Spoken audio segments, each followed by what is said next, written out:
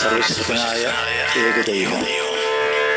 ഏകദൈവം എന്ന് പറയുന്നതിൽ വളരെ അർത്ഥമുണ്ട്. കാരണം ദൈവം രണ്ടുണ്ടാവില്ല. അതിൻ്റെ വെളിച്ചത്തിലായിരിക്കാം മനുഷ്യൻ മതങ്ങളെ സൃഷ്ടിച്ചു.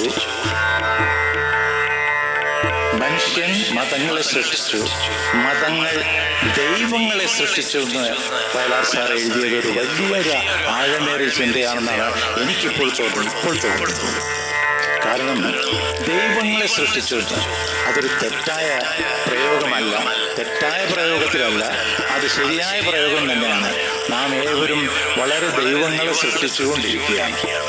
അതേസമയം ദൈവം ഒന്നേ ഉള്ളൂ എന്നുള്ളതിൻ്റെ ഒരു അടിത്തറയാണ് അദ്ദേഹം കാണിച്ചത്.